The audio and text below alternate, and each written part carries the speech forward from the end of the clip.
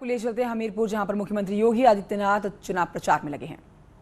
संख्या में उपस्थित राड विधानसभा क्षेत्र से जुड़े हुए उपस्थित भाइयों बहनों, बाबा पाटलेश्वर के चरणों में नमन करते हुए सुमेरपुर स्थित तपोभूमि मंदिर स्वामी रोटीराम महाराज की समाधि और अभी मुझे यहाँ पर स्वामी ब्रह्मानंद जी महाराज की पावन समाधि पर भी पुष्पांजलि करने का अवसर प्राप्त हुआ है। भारत माता के इन महान सपूतों के प्रति विनम्र श्रद्धांजलि अर्पित करते हुए मैं आप सभी राजवासियों का हृदय से स्वागत करता हूं, अभिनंदन करता हूं। भाइयों बहनों, बुंदेलखंड तीर्थ भूमि है, वीर और वीरांगनाओं की भूमि है। प्रचुर प्राकृतिक संसाधन से भरपूर प्रकृति और परमात्मा के सीम कृपा की भूमि है और इस भूमि पर 5 वर्ष के अंदर हमें आप सबकी सेवा करने का अवसर प्राप्त हुआ है। आज उसी का लेखा जोखा प्रस्तुत करने के लिए मैं आपके बीच में राठ में आया हूं और श्रीमती मनीषा राजी को फिर से विधायक बनाने की अपील करने के लिए भी आया हूं। मुझे अभी यहां बताया गया कि यहां पे स्वामी ब्रह्मानंद जी के नाम पर जो महाविद्यालय है, ये लोग विश्वविद्यालय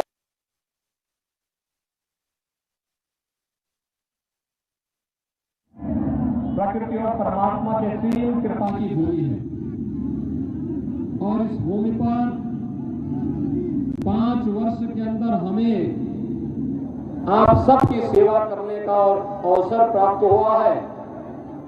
आज उसी का लेखा जोखा प्रस्तुत करने के लिए मैं आपके बीच में राठ में आया हूं और श्रीमती मनीषा राजी को फिर से विधायक बनाने की अपील करने के लिए भी आया हूं। मुझे अभी यहां बताया गया कि यहाँ पे स्वामी ब्रह्मानंद जी के नाम पर जो महाविद्यालय है, ये लोग विश्वविद्यालय बनाना चाहते हैं। भाइयों बहनों, हमारे पास दोनों प्रकार की स्कीम है। दोनों प्रकार की स्कीम इस प्रकार की कि अगर प्रबंध समिति स्वयं विश्वविद्यालय बनाना चाहती है और 20 एकड़ भूमि उनके पास है, वे आवेदन करें, उनको कोई देर नहीं लगेगी। निजी विश्वविद्यालय निर्माण की कार्रवाई स्वयं भी उनके स्तर पर यहां पर आगे बढ़ सकती है। हमने पहले से ही उसके नियम बना दिए हैं, कहीं कोई किसी प्रकार की कोई दिक्कत ही नहीं है। ये कोई सपा बसपा की सरकार नहीं कि कोई लेन देन हो, यहां पे तो पूरी पारदर्शी योजनाएं हैं। और दूसरा अगर सरकार के अंदर चाहते हैं तो उनको पूरी प्रॉपर्टी सरकार को देनी होगी। सरकार इस कार्रवाई को आगे करेगी। हमें तो पहले प्रसन्नता होगी कि अगर पब्लिक हमें संपत्ति दे और सरकार वहां पे विश्वविद्यालय बनाए तो सरकार का भार कम हो जाता है, इसमें भी हमें प्रसन्नता होगी। आप लोग तय करें, जिसमें भी यहाँ का प्रबंध समिति सहमत हो, राज्य सरकार उसमें भरपूर सहयोग करेगी। भाइयों बहनों, मैं आज आया हूं आप सबसे सही महीने में बात करने के लिए, अपनी दिल की बात करने के लिए। और इसलिए आया हूं, जब मैं यहां पर आया हूं तो आज सुबह में पहले सदगुरु संत शिरोमणि रविदास जी महाराज के पावन जन्मस्थली सीर गोवर्धन में प्रातः काल वहां दर्शन करके, वहां संतों से मुलाकात करके और वहां के समग्र विकास के लिए सरकार ने क्या कार्य योजना बनाई है, इन सब पर चर्चा करने के बाद मैं आपके बीच में यहां पर आ रहा हूं। आज माघी पूर्णिमा है। माघी पूर्णिमा के अवसर पर हर सनातन धर्मावलंबी जगह जगह स्नान करता है, तीर्थों में जाता है। गंगा स्नान, यमुना स्नान, संगम में स्नान चल रहा है। मैं इस अवसर पर आप सबको हृदय से बधाई देता हूं, आपका अभिनंदन करता हूं। संत रविदास जी की भी आज पावन जयंती है। इस अवसर पर भी मैं आपको बधाई देता हूं। और भाइयों बहनों, जब मैं यहां पर आया हूं आपके बीच में, तो मुझे आपको बताते हुए कोई संकोच नहीं कि 5 वर्ष पहले इस बुंदेलखंड क्षेत्र की क्या स्थिति थी। 5 वर्ष पहले इसी बुंदेलखंड में खनन माफिया हावी थे, भू माफिया हावी थे, पेशेवर अपराधी और माफिया हावी थे और डकैतों का एक पैरेलल साम्राज्य यहां पर संचालित होता था। लेकिन 5 साल के अंदर भारतीय जनता पार्टी ने प्रधानमंत्री मोदी जी के नेतृत्व में 2017 में आपसे जो कहा था, भारतीय जनता पार्टी ने वो करके दिखाया है। भाइयों बहनों, 5 वर्ष पहले बेटियां सुरक्षित नहीं थी। इन 5 वर्षों में हर बेटी अपने आप को सुरक्षित महसूस कर रही है और बिना भय और आतंक के स्कूल जा सकती है। 5 साल पहले माफिया और भूमाफिया हावी थे और आज जब मैं यहां पर आया हूं तो स्वामी ब्रह्मानंद जी महाराज की इस पावन तपोस्थली पर तो मैं देख रहा था कि मेरे आगमन के पहले यहां के नौजवानों ने बुलडोजर भी सामने खड़ा कर दिया है। ये बुलडोजर विकास का प्रतीक भी है और माफियाओं की छाती पर उनकी अनैतिक कमाई पर चढ़ाने का प्रतीक भी है। और मैं आपको यही आश्वासन देने के लिए आया हूं, अगर हमने सुरक्षा का बेहतर माहौल दिया है, हमने बुंदेलखंड के विकास की एक समग्र योजना को आगे बढ़ाया है। जिस बुंदेलखंड के बारे में लोग कहते थे कि बुंदेलखंड में पानी नहीं, आज हम हर घर नल की योजना लेकर के बुंदेलखंड में आ गए हैं। हर गांव में घर घर पेयजल की स्कीम बन रही है। बन रही है कि नहीं बन रही है? पाइपलाइन बिछ रही है कि नहीं बिछ रही है? भाइयों बहनों, दशकों से लंबित थी अर्जुन सहायक परियोजना। अर्जुन सहायक परियोजना का लोकार्पण प्रधानमंत्री जी ने कर दिया है ना। हमीरपुर, महोबा, बांदा, चित्रकूट, ललितपुर, ये 5 जनपद इससे सीधे सीधे लाभान्वित होने वाले हैं। और अभी तो केन बेतवा नदी जोड़ो कार्यक्रम हो रहा है और हम लोगों ने पुष्पेंद्र जी से कहा है इसकी कार्य योजना बनाइए। हमीरपुर जनपद में भी इसका पानी आना चाहिए जिससे यहाँ के लोगों को कोई समस्या न होने पाए। भाइयों बहनों, आज बुंदेलखंड एक्सप्रेस वे बन रही है ना। बुंदेलखंड एक्सप्रेस वे बन रही है और डिफेंस कॉरिडोर भी बन रहा है। लेकिन फर्क साफ है, ये जो समाजवादी परिवारवादी थे ना, वास्तव में समाजवादी और परिवारवादी नहीं थे भाइयों बहनों, ये तमंचावादी भी थे। इन्होंने तो बुंदेलखंड के हर जिले में तमंचा की अवैध फैक्ट्री लगाने का काम किया था। यहाँ के नौजवानों के भविष्य के साथ खिलवाड़ करने का कार्य किया था। और आज भाइयों बहनों, बुंदेलखंड में तोप बनाने का कारखाना और फाइटर विमान बनाने का कारखाना, लड़ाकू विमान बनाने का कारखाना भारतीय जनता पार्टी की डबल इंजन की सरकार डिफेंस कॉरिडोर के माध्यम से लगा रही है। अभी बनने दीजिए बुंदेलखंड एक्सप्रेस वे को पूरा। बुंदेलखंड एक्सप्रेस वे बनेगी तो भाइयों बहनों यहाँ उद्योग भी लगेंगे। मेरे बुंदेलखंड के नौजवानों को नौकरी और रोजगार के लिए बुंदेलखंड को छोड़ करके नहीं जाना पड़ेगा और हर घर को पानी, हर घर नल और हर खेत को पानी पहुंचा करके यहाँ की धरती से भी सोना उगलने का कार्य करेंगे। यहाँ का किसान भी खुशहाल होगा, नौजवान भी खुशहाल होगा। आज बुंदेलखंड इस दिशा में आगे बढ़ा है। पर्यटन की ढेर सारी संभावनाएं यहाँ पर है। इस पर्यटन की संभावनाओं के माध्यम से यहाँ के नौजवानों की आस्था, यहाँ की आम जनमानस की आस्था का सम्मान तो होगा ही, लेकिन यहाँ के नौजवानों के लिए रोजगार सृजन का कार्य भी इस पर्यटन के माध्यम से विकसित करेंगे।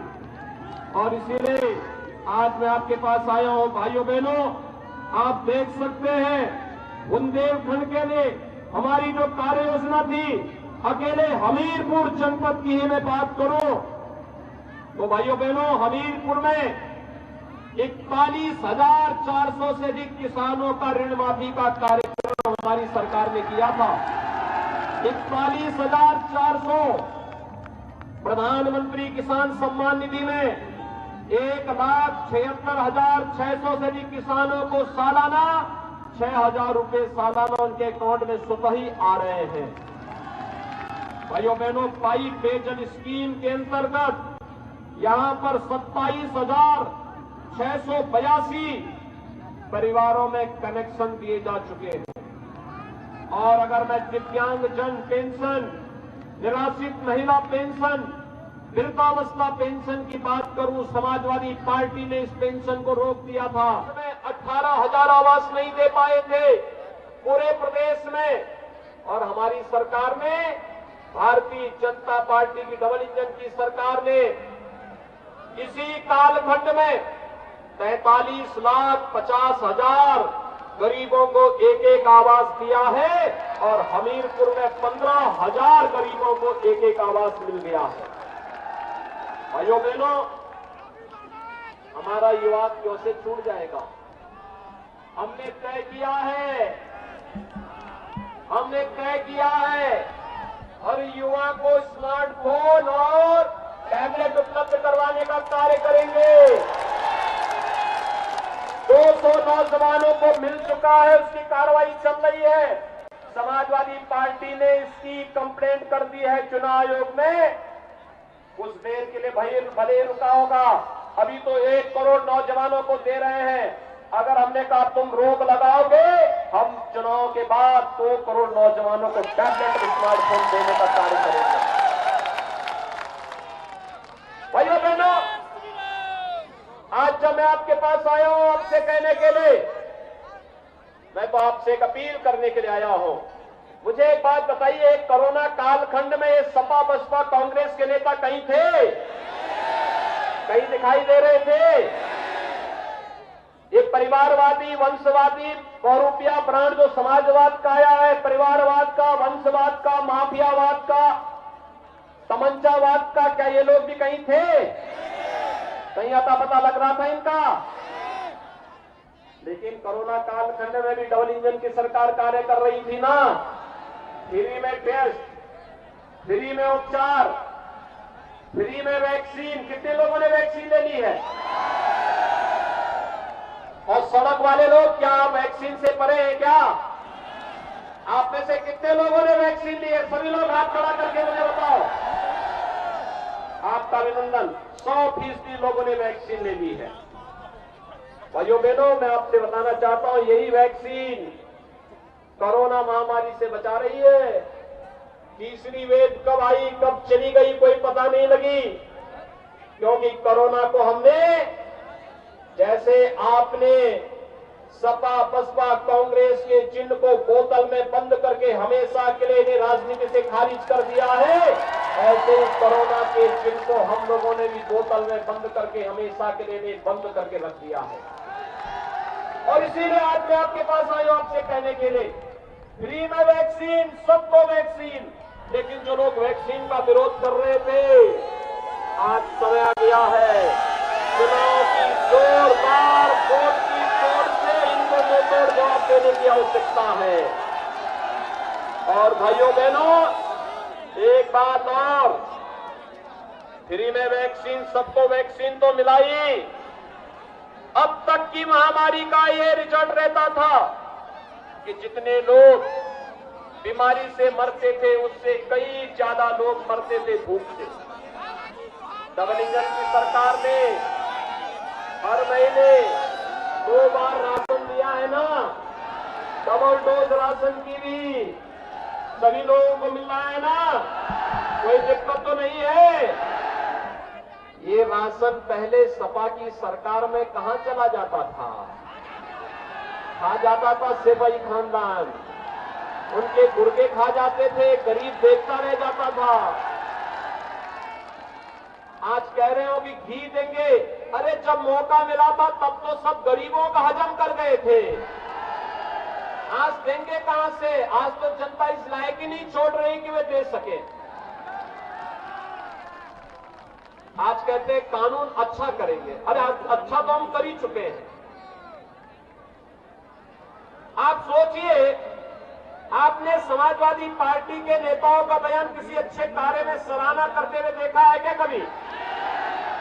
वैसे समाजवादी पार्टी से अच्छे की उम्मीद की भी नहीं जा सकती।